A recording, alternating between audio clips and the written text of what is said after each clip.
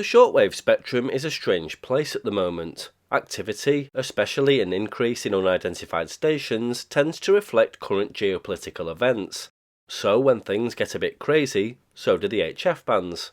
In this instalment, I thought we'd look at a real mystery. It's not exactly new, it was noticed in July and August 2025 in the 40-meter band, but at the time of making this video, it's becoming increasingly active. It can be heard around the world. Australia, the USA, Japan, all of Europe, the Middle East, Brazil, to name just a few, are areas where this oddity is S9+. That means signal 9+, full scale, extremely strong. There are 4 active frequencies which sound like Morse code. There's a lot of discussion that this is straight key Morse code, but if that was the case, the operator needs to retrain. It makes for terrible Morse code.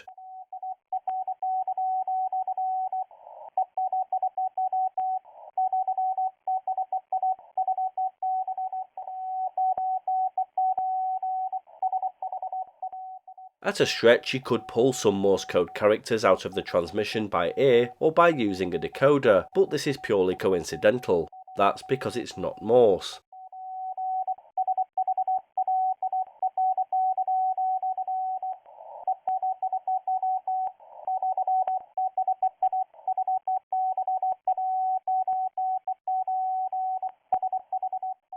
In fact, you can see Morse code signals to the left of the screen. They look completely different. What we're seeing here is 2 FSK transmissions, 7 kHz wide and operating at 20 baud. FSK means frequency shift keying. It's a modulation technique in which digital information is encoded on a carrier signal by periodically shifting the frequency of the carrier between several frequencies. The baud rate is the rate at which the information is transferred on the communication channel. The pair on the left is channel A. In this clip, the 2 FSK legs are on center frequencies of 7041.5 kHz and 7048.5 kHz. The pair on the right is channel B. In this clip, the 2 FSK legs are on center frequencies of 7063 kHz and 7070 kHz. Each leg is 7 kHz apart.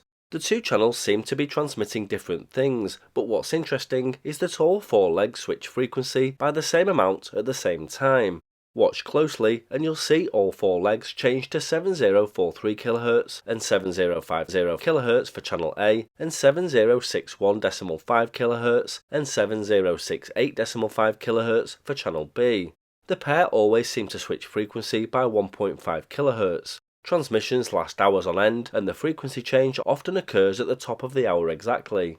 So what could it be? As I said, it's a really strong signal almost everywhere in the world, which is a feat in itself. Everyone is reporting a similar signal report, S9+ in the USA from Alaska to Florida, S9+ in Europe from Spain to Greece, and S9 from the UK to Australia.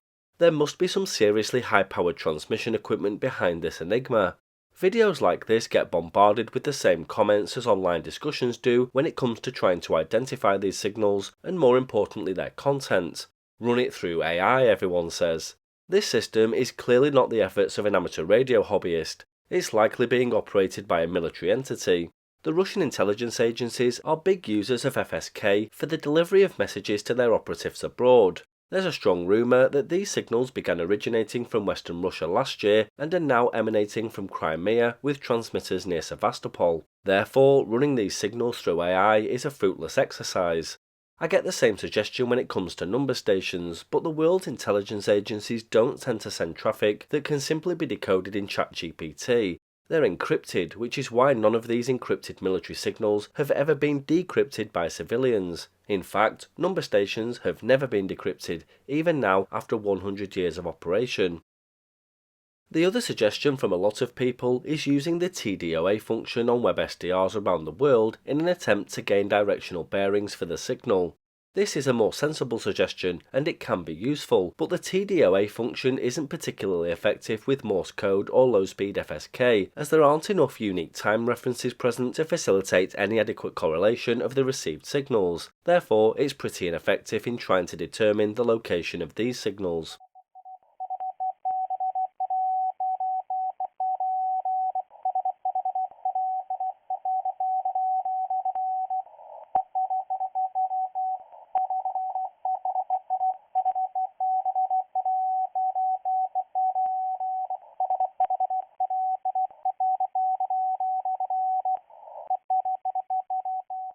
The theory is that the sender of this signal is the Russian Navy Black Sea Fleet, headquartered in Sevastopol, Crimea, a major component of the Russian Navy. It's believed that the spacing of the channels is an anti-jamming method. Why it's operating in the 40-metre amateur band when it's clearly visible isn't clear, but Russian military stations don't discriminate when it comes to operating frequencies. They set up anywhere and don't care about disrupting broadcasters, radio amateurs, or other military and government transmissions. The content of these transmissions will be encrypted anyway, so being noticed isn't an issue. Let me know in the comments if you're hearing these signals in your part of the world. It'll be interesting to see how activity changes given the state of things at the moment. While we're on the topic of Russia, the buzzer has taken a battering this week. If you're unsure on what the Russian buzzer is, then I'll leave a link to a playlist in the description below where you can learn about it. Basically, in one or two sentences, it's a channel marker that sounds like this.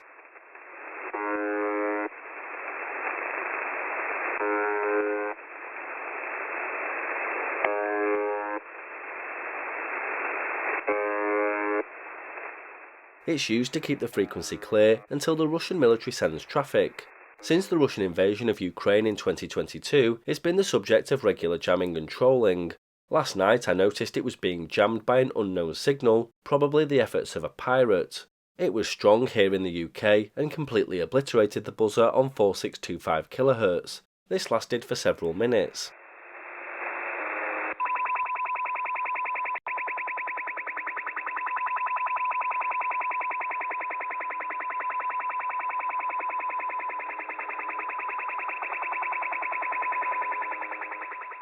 It would seem that even Radio Zand, the music pirate that occupies 4625 kHz, video link in the description, got tired of the jammer and closed down his station for the night. Alright, I'm gonna go now. I'll let you transmit now. Don't interrupt my transmission next time. Have fun with your transmission and good luck. I wish everyone good health, course, and peace in the room. Hope you have a great transmission night. Goodbye everyone. This was Radio Zand. Soon after, the buzzer's frequency was repeatedly jammed with pro-Israel music, such as various incarnations of the folk song Hava Nagila.